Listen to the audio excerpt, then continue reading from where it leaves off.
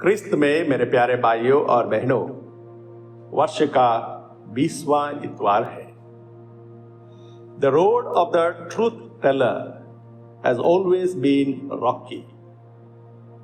सच बोलने वाले को हर बार फूलों का माला नहीं मिलती है। जो लोग सच बोलते हैं, सच तो जानना चाहते हैं, परंतु सच बोलने वाले को बहुत सारे लोग पसंद नहीं करते हैं। प्रभु यीशु के जीवन में भी कुछ इसी प्रकार था। जब प्रभु यीशु को पिलातुस के सामने खड़ा किया था, तब प्रभु यीशु पिलातुस से कहते हैं, मैं इसलिए जन्मा और इसलिए संसार में आया हूं कि सत्य के विषय में साक्षी दूं। जो सत्य के पक्ष में है वो मेरी सुनता है। तब पिलातुस प्रभु यीशु से पूछते हैं, सत्य क्या है? इतना पूछने के बाद पिलातुस वहां से हट जाते हैं और बाहर निकलते हैं। वे सत्य बोलने वाले प्रभु यीशु को पसंद नहीं करते हैं। संत यूहन्ना का सुसमाचार अध्याय 18 पद संख्या 37-38। प्यारे भाइयों और बहनों, सत्य का पक्ष बहुत ही कम लोग लेते हैं। बहुत लोगों को सत्य की कीमत अपने जान से चुकानी पड़ती है। आज का पहला पाठ इसका उदाहरण है। और आज के सुसमाचार में प्रभु यीशु हमें इसकी कीमत बताते हैं। Socrates, the great Greek philosopher, हमेशा सच बोलते थे और उनका मिशन था कि लोगों को सच्चाई बताना। जब भी कोई बुराई करता था या असत्य को छुपाता था या असत्य को उजागर करता था, सोक्रेटस सामने आकर सत्य बोला करते थे।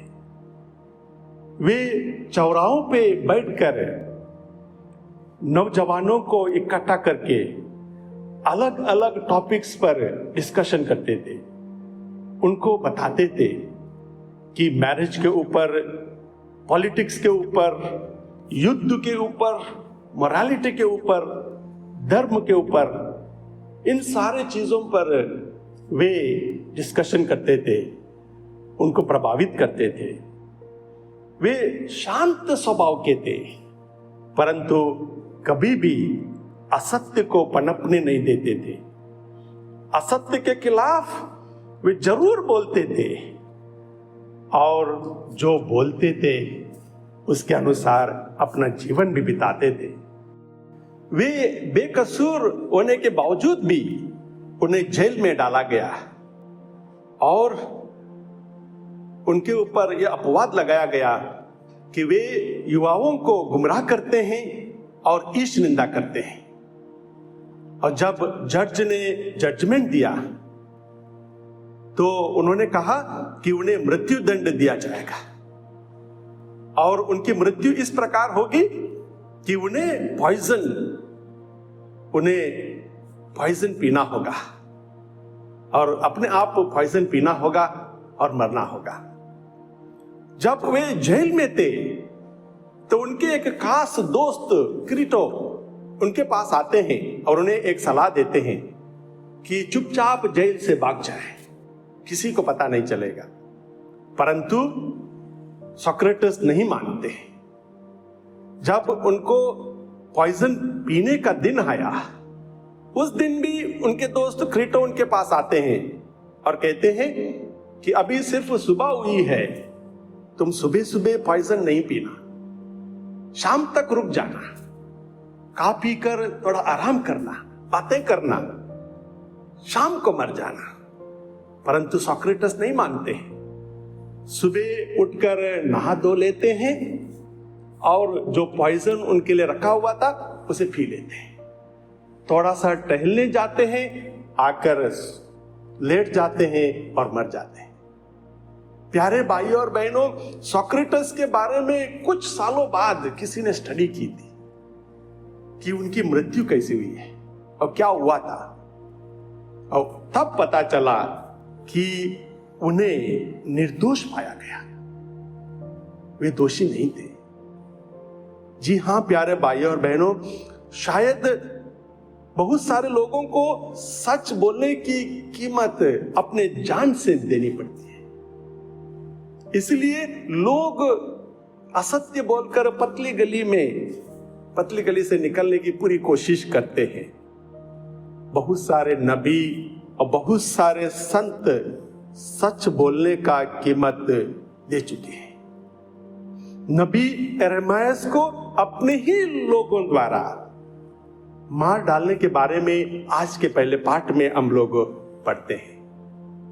नबी यिर्मयाह भविष्यवाणी करते हैं कि यरूशलेम की हार की भविष्यवाणी, कि यरूशलेम हार जाएगा युद्ध में, और लोग यह नहीं सुनना चाहते हैं। इसलिए लोग राजा सिदकिय्याह के पास जाते हैं कि उसे मार डाला जाए, और लोग यिर्मयाह को ले जाकर एक कुएं में डाल देते हैं जिसमें पानी नहीं था, परंतु ईश्वर यिर्मयाह को बचा लेते हैं। क्रिस्त में मेरे प्यारे भाइयों और बहनों, प्रभु यीशु को भी सत्य बोलने की कीमत क्रूस पर प्राण देकर चुकानी पड़ी। संत स्तिफानुस को पत्थरों से मार डाला गया, ब्रूनो को जलाया गया, Mahatma Gandhi ji, Martin Luther King, archbishop Oscar Romero को गोलियां मारकर उन्हें मार डाला गया। जी हां प्यारे भाइयों और बहनों, सत्य की परंतु हमेशा जीत होती है। इसलिए प्रभु यीशु संत मत्ती का सुसमाचार अध्याय 5 पद संख्या 14 से 16 में कहते हैं, तुम संसार की ज्योति हो। पहाड़ पर बसा हुआ नगर छिप नहीं सकता। लोग दीपक जलाकर पैमाने के नीचे नहीं बल्कि दीवट पर रखते हैं, जहां से घर के सब लोगों को प्रकाश देता है। उसी प्रकार तुम्हारी ज्योति मनुष्य के सामने चमकती रहे, जिससे वे तुम्हारे भले कामों को देखकर तुम्हारा स्वर्गिक पिता की महिमा करें। सत्य का जीवन बिताना उतना आसान नहीं है। यीशु जो शांति के वाहक हैं, जिन्होंने प्रेम का पाठ पढ़ाया है, जिन्होंने कहा है संत मत्ती का सुसमाचार अध्याय 5 पद संख्या 39 में, यदि कोई तुम्हारा दाहिना गाल पर थप्पड़ मारे तो दूसरा भी उसके सामने रख दो। धन्य है वे जो मेल करते हैं, वे ईश्वर के पुत्र कहलाएंगे। वही प्रभु आज के सुसमाचार में कहते हैं, मैं पृथ्वी पर आग लेकर आया हूं, मैं फूट डालने आया हूं, क्योंकि सच बोलने वाले पर उनके परिवार लोग भी, उनके रिश्तेदार भी, जहां वे काम करते हैं उनके ऑफिस में भी, उनके दोस्त तक कभी कभी विरोध कर देते हैं, कभी कभी उनके विरुद्ध खड़े हो जाते हैं, मारपीट होती है और फूट पड़ जाती है। परंतु प्यारे भाइयों और बहनों, हमें हमेशा सच बोलना चाहिए। प्रभु हमेशा हमारे साथ रहते हैं, क्योंकि आज का दूसरे पाठ में हम लोग पढ़ते हैं, हमें कभी हिम्मत नहीं हारनी चाहिए, क्योंकि हमारे कष्ट प्रभु यीशु ने क्रूस पर स्वीकार किया है। सवाल यह है, क्या हम सत्य के साथ कॉम्प्रोमाइज करते हैं? आमीन।